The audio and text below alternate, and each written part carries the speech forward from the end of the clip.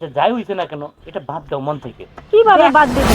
দেখছস রে মা, দেখছস আমি বলে তো গো বাড়ি জিনিস চুরি করছি, এই দিনে দুইজনে আলাপ আলোচনা করতে আছে। ভাইয়া হ্যাঁ কাজটা কি ঠিক করতেছেন? আমার মারে নিয়ে কি বলতেছেন আপনি এগুলা? লিমা তুমি এগুলো কি বলতেছো? বলবো না তো কি করবো? আপনি আমার মায়ের নামে এভাবে মিথ্যা অভিযোগ দিচ্ছেন কেন? বড় ভাবি কি সমস্যা তোমার? মারে মিথ্যা অপবাদ না, আমি বলে চুরি করছি। আজকে জামাই আইলে যদি এটার প্রতিবাদ না করছস তা আমি কিন্তু চইলে যাবো। এই মামি, মামি আপনি শুনেন। চুপ থাকেন আপনি। কি বলেন?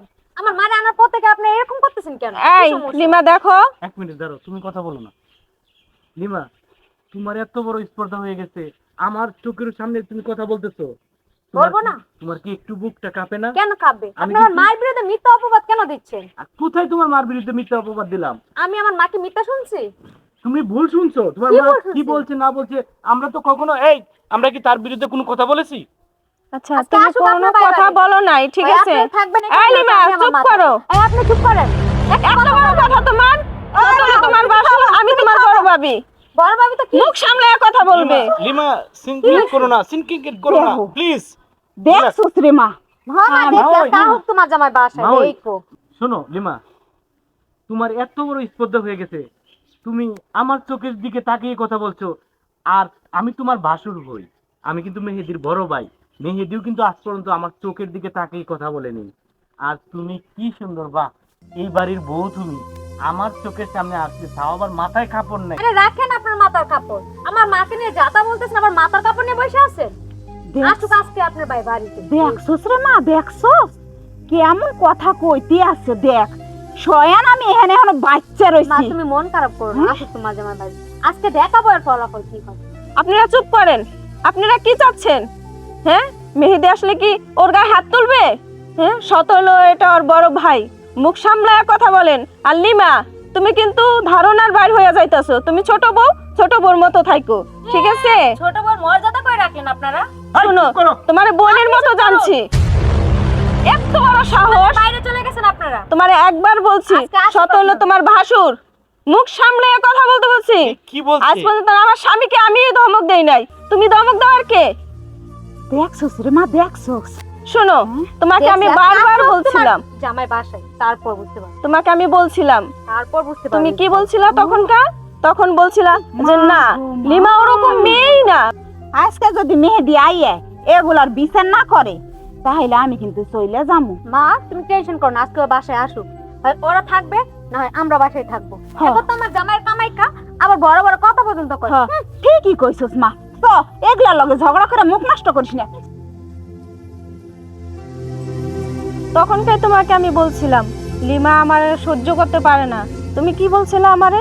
না, লিমা ওরকম মেয়ে হতে পারে না, লিমা খুব ভালো একটা মেয়ে। তোমাকে নাকি বলে ভাইয়া বলে ডাকে, আর আমাকে ভাবি বলে ডাকে, বড় ভাবি।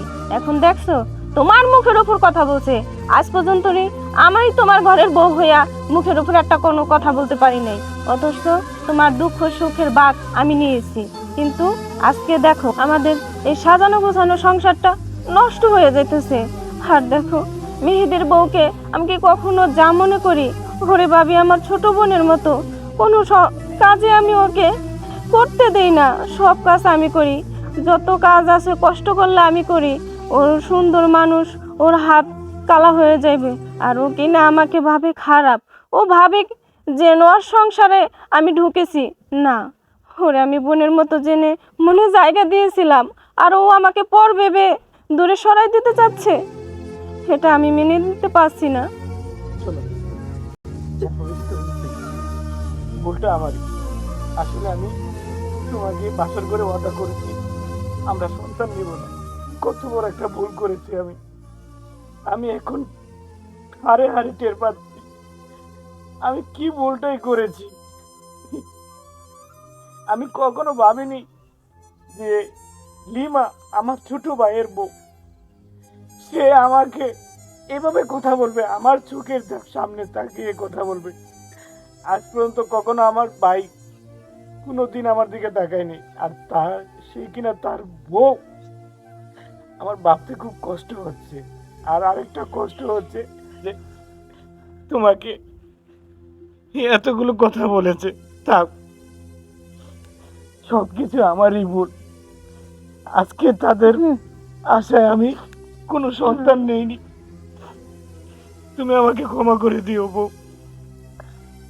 যাই হোক, তুমি তো আমার স্বামী, তুমি আমার কাছে ক্ষমা চাইতে পারো না, কারণ আমি চাই না আমার স্বামী আমার কাছে কোনোদিন ছোট হোক। আমি আমার স্বামীর কাছে ছোট হই, তাতে কোনো আমার দুঃখ নেই।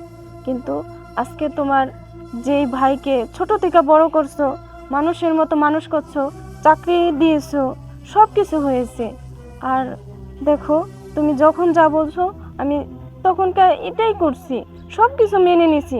বাচ্চা কাচ্চা নিতে চাইছো না, আমি নেইনি, তোমার সাথে ওয়াদাবদ্ধ করছি। তারপরও দেখো আমাদের সংসারটা আর মনে হয় ঠিক হবে না। যাই হোক, শোনো, একই তো চাই মা হতে। কত স্বপ্ন ছিল আমার, আমার বিয়ে হলে আমি একটা মায়ের হব, মা, ছেলে সন্তানের ভালোবাসা পাবো।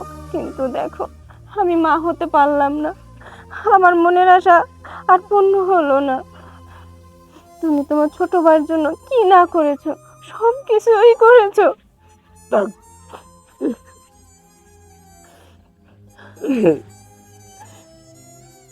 শোনো, হ্যাঁ, বলো।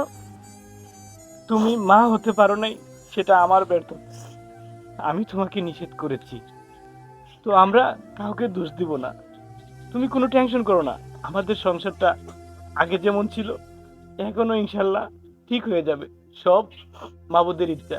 হে রাব্বুল আলামিন, তুমি তো সব কিছুর মালিক মাবুদ। তুমি আমাদের সংসারটাকে আবার জোড়া লাগিয়ে দাও মাবুদ। আল্লাহ আমিন। যাই হোক, তুমি কান্নাকাটি করো না, জীবনে কিছু আছে আর না আছে, আমি তোমার পাশে আছি। হায় রে, স্বার্থপর পৃথিবী।